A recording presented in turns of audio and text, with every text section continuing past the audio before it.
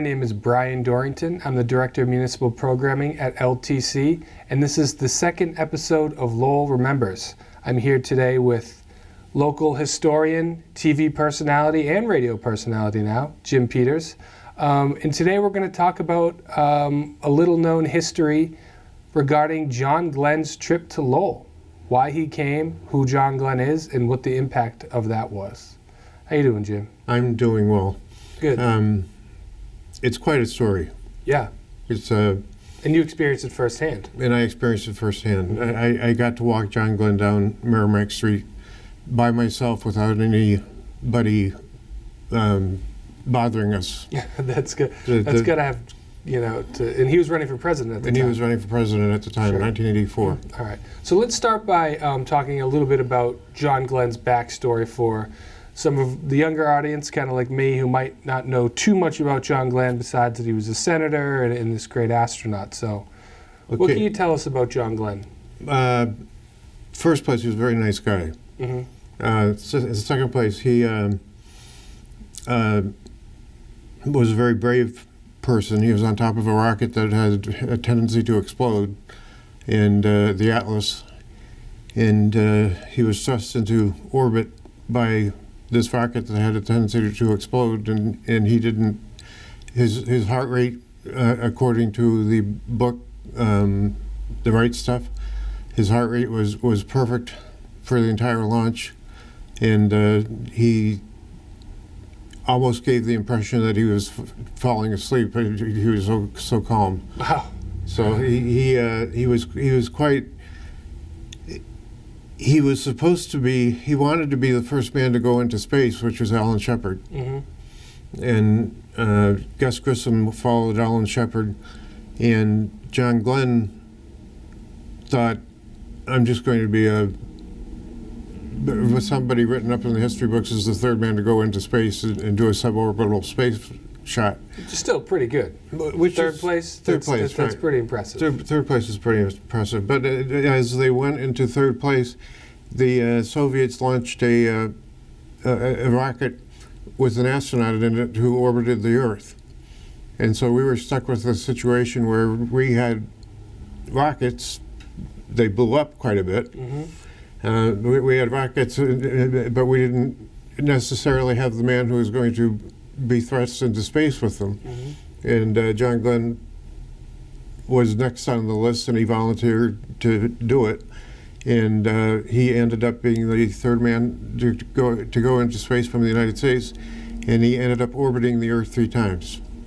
So he was the first man to ever see daylight and nighttime at virtually the same time. That's impressive. So he was definitely a brave guy. He was a For very sure. brave. And he also served too, right, in the military. He served in the military for. Well, by the time he was an astronaut, he was the oldest astronaut. He was 42. Oh, okay. He was 42 years old, and he just died a couple of months ago. Mm-hmm. And he lived an extremely wonderful life. Mm-hmm. He got to be the astronaut that went into space and orbited the Earth first for the Americans, and he got to meet President Kennedy, Mm-hmm. and he got to be in a parade with President Kennedy in New York, a ticker tape parade, and the ticker tape was so thick you couldn't even see through it. So it was an incredible parade. He was an American hero at the time. He was an American hero, and everybody wanted to meet him. And the neat thing was that I got the opportunity to meet him quite by accident. Great. Later in his life. And the reason was because of his political career. So now let's touch on a little bit of his career in politics, what party he was with. And Well, he was a Democrat, mm-hmm. and he was from Ohio. Mm-hmm. He lost, everybody couldn't believe this, but he lost the first election so that he was in.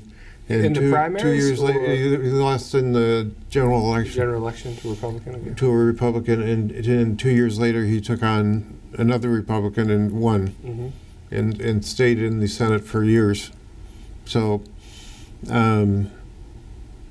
he was just incredible. He had red hair, which people were taken with. Yeah, we'll pull up some pictures of John Glenn for the audience to see. We'll throw those in later. So you guys Okay. can see what John Glenn looked like. Right, because I have a scrapbook of John Glenn's fame. You know, a scrapbook of the newspapers that he was in. Oh, really? Do you have the original clippings? Yes. Oh, wow. Okay, those would be So- great to show. Yeah, Oh, yeah. yes. So those are neat, but I'm looking for them at home, and I haven't uncovered the scrapbook yet. So I'm Okay, let's still hope the working squirrels for it. didn't eat them. no, I heard you got some squirrels that attacked some things. yeah. I in the had the exercise. squirrels, but I'm hoping they didn't eat them. I would be very upset with them if they did. But he served with Paul Tsongas. Yep.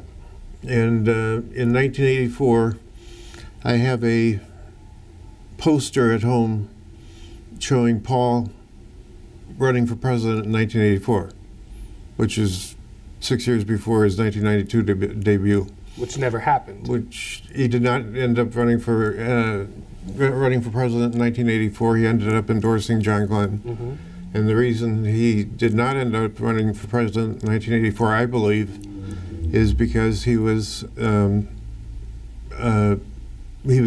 had cancer at the time, Mm-hmm. and we had to deal with the fact that he had cancer, and that was a big secret.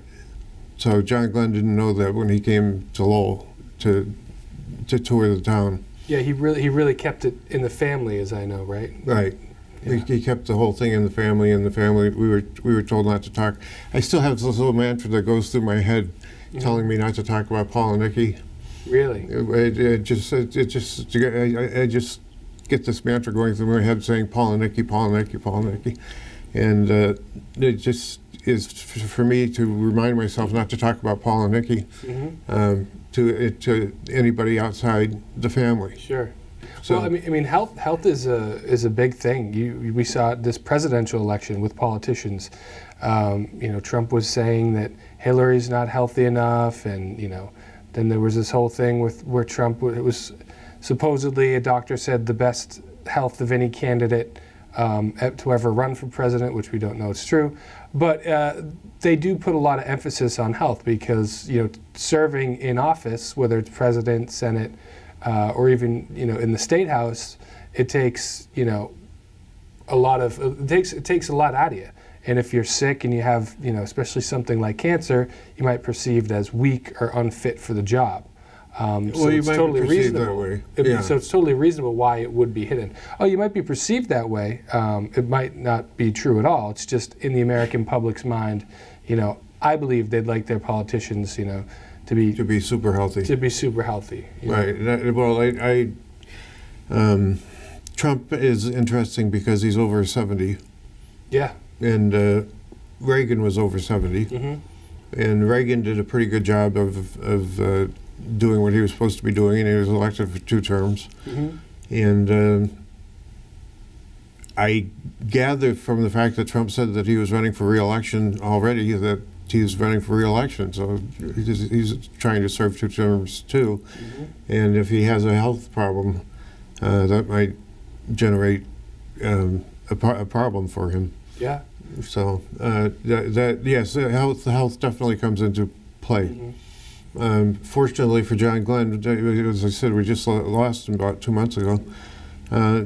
He was healthy as a horse for his right up until the end. He lived a long life, right? He lived a very long life. He was in his 90s. 90s, yep. Yeah, and he was the first elderly person to be to go on the space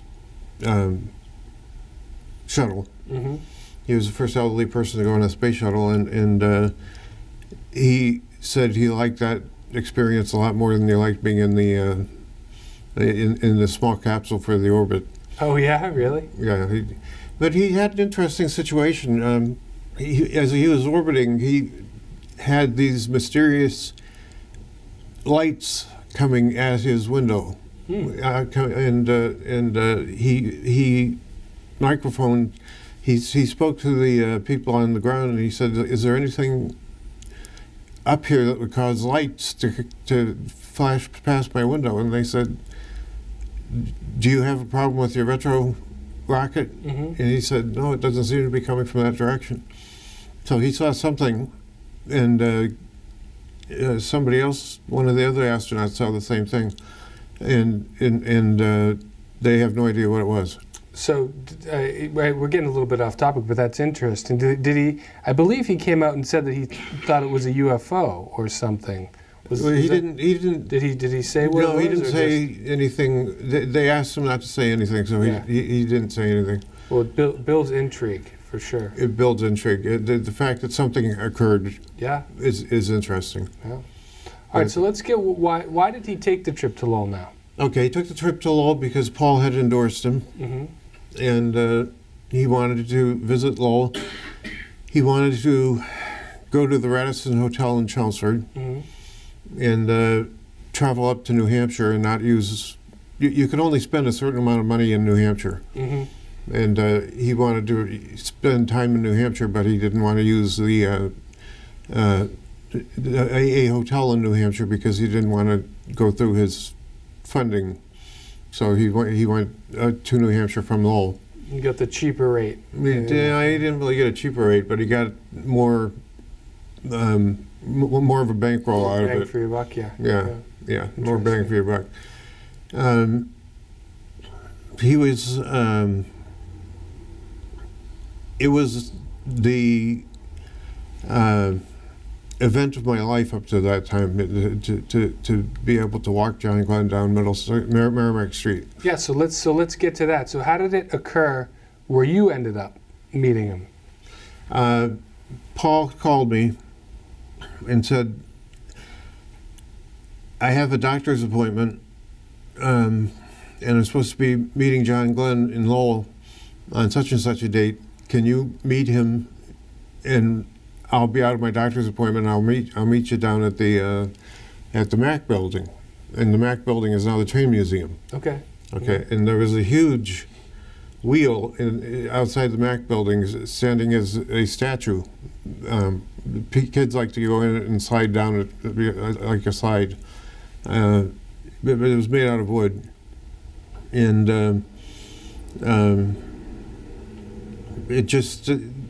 Paul decided that what he would do is wait at the wheel for John Glenn to come down the street, but he didn't want to meet him up at the Lowell Sun building, Mm-hmm. which is where John Glenn wanted to be dropped off, Mm-hmm. because he had his doctor's appointment. Correct, yeah, right. Okay. And he asked me to meet John Glenn and take him on a walk down Merrimack Street. Mm-hmm. Well, the city manager was Joseph Tully, and he and Paul were pretty close. And Joseph Tully said, Jim, I will keep Merrimack Street free for you. So there were no people on Merrimack Street. I was walking an historic person, a historic person. I was walking a historic person down the street on Merrimack Street, and there was nobody there. I didn't even get a picture out of the deal. Well, and you were, and this was sort of like a tour, right? Because you were educating him about Lowell. Right. Yeah. Yeah. I was. Well, there's a couple things that happened that were kind of funny. In the first place, we got to the Lowell Sun building, and somebody stuck their head out of the Fairburn building across the street, and yelled out, "Mary Richardson, you're great!" And Mary Richardson was the reporter who was covering the event. Right. From Channel 5. And I always remembered that. Mary Richardson, you're great. It was funny. And then I was standing on the corner, and it's the senator's, Senator Glenn appeared on the corner getting out of a car. Mm-hmm. And I went over and shook his hand, and I said, Senator, I'm supposed to walk you down to Shattuck Street, and then you're supposed to meet Paul. And he said, okay. And for the first block, Mm-hmm. it was the quietest time I've ever had in my life because I didn't know what to ask him. Mm-hmm. I mean, here it was genuine American hero. American hero, yeah. And a Presidential U.S. candidate. Senator, a U.S. senator and a presidential candidate, and I was me. I was just a guy who I think at the time I worked at Wang. I might have been in education. I'm not sure. But What year was this? I don't think 84. we said that. 1984. Right. Okay. And I walked. I looked at him and said, "Well, we're supposed to walk down the street, walk down Merrimack Street, and then I'm supposed to take you down Shattuck Street, and Paul will meet you at Shattuck Street." And he said, "Okay." So we started walking down the street, and I tried to throw historical tidbits into the thing. This is the Bon Mars You got to fill the dead air, right? Right, Yeah. exactly. This is the Pollard Building, and the Pollard Building is where they had the cloth exchange telephones. Mm-hmm. And this is the St. Anne's Church, and St. Anne's Church is where Kirk Booth stood up and raised his hand and fell over dead in the dirt. And So you were a tour guide. I was the tour guide for a day. Yeah. just to. It all went so fast; it was incredible. Mm-hmm. I must have gone through 20 stories. Wow. While we were walking, and he appeared to enjoy the stories. He was attentive and nice. Mm-hmm. And I was in La La Land. Is that the name of the movie? Yes, that is the musical. Right. Anyway, The almost Academy Award-winning Best Picture. Right, when it was picked, picked and then unpicked. Yeah, picked and unpicked. Right, picked and unpicked. Second place. But the John Glenn story was magical to me because it was it involved in the first place one of the man that was most heroic. I would have been satisfied taking President Kennedy down the Merrimack Street too, but other than President Kennedy, this man was like gold to me. Wow. So it was a fantastic opportunity. The cancer that Paul had came in the plan to have Paul meet John Glenn at the Sun Building. It took a turn for the worse, and as I said, Paul met John Glenn at the Mac Building in the wheel. And so I took John Glenn down Merrimack Street to Shattuck Street, where we took a left. And as we were taking the left, we were going past Lowell Institution for Savings, which is where the mill girls used to put all their money. And we were going past Lowell Institution for Savings, and and Paul popped out from the wheel. He was hiding in the wheel. Just surprised you guys? Yeah, it surprised us. Okay. So he still had some energy in him, even though he was sick. Yeah, he came out full of smiles, and the minute that John Glenn saw him, John Glenn started smiling too, and it was quite a reunion. It was nice. They shook each other's hand, and Paul put his arm around John Glenn's shoulder, and they shepherded him over to this building that we're in now. So they were colleagues in the Senate. Were they also personal friends? They were personal friends, and and Paul was the first Democratic senator to endorse John Glenn. Oh, was he? Okay. So, and why did we? Now you told me that the reason was because the reason he endorsed John Glenn was because he thought John Glenn could win. Yeah. John Glenn, to him, looked like a winner. And he had the resume. He had the resume. And at the same time, I noticed this. A man came forward with a copy of the book, The Right Stuff. And John Glenn hated The Right Stuff, the book, The Right Stuff, because it made him look like a Boy Scout. And that's what he said at the time. And he